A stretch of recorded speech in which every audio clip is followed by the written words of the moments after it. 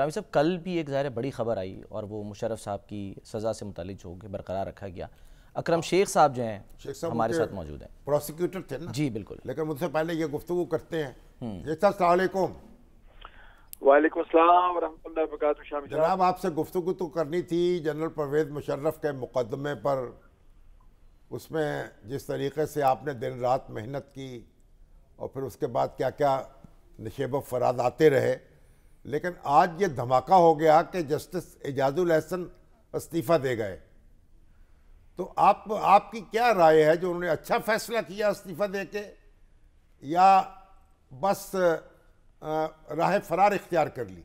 शामी साहब, मैं समझता हूँ शामी जो एजाजुल एहसन साहब का इस्तीफा है, ये बड़ी मेरे लिए अफसोस का लम्हा है। और मैं चूंकि उनको बहुत पुराने अरसे से शनासाई थी, राहो रस्म था, तो मुझे तो बहुत अफसोस है। मैं तो अफसरदा हूँ उनके इस्तीफे से। नहीं, वो तो उनका बड़े अच्छे जजों में शुमार होता था। बड़े अच्छे ही नहीं, वो फ़कीह थे, बहुत उनके अंदर डेप्थ थी।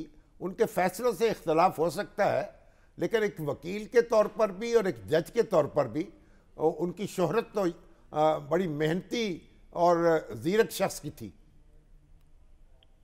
शामी साहब, आप चूंकि वो जज नहीं रहे, तो मैं आपको कुछ ऐसे मुकदमात का बताता हूँ जिनमें उन्होंने मुझे असिस्ट किया। वो एक तो फ्लोर क्रॉसिंग का मुकदमा था, जो अयूब कनौली और ये जो KPK के हमारे कायदीन थे, तो बहुत ही जाफशानी के साथ उन्होंने मुझे इसमें केस तैयार किया और हमने फिर सुप्रीम कोर्ट में, यानी एक वकील के तौर पर भी उन्होंने आपके साथ काम किया? जी, मैं यही अर्ज कर रहा हूँ। हाँ जी, 89 का मुकदमा है, रिपोर्टेड है।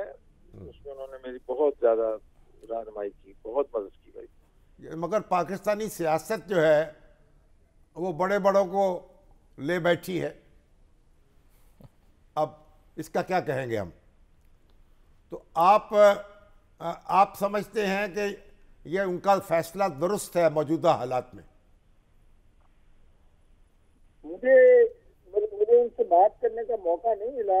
मैं ये नहीं बता सकता कि क्या ऐसी कंपेलिंग सर्कमस्टांसेस थे, लेकिन मैंने उनको बहुत निडर, बेबाक और फैसला करने के अहल जज साहबान की तरह मैंने पाया। मुझे वो आसानी से वो जो है वो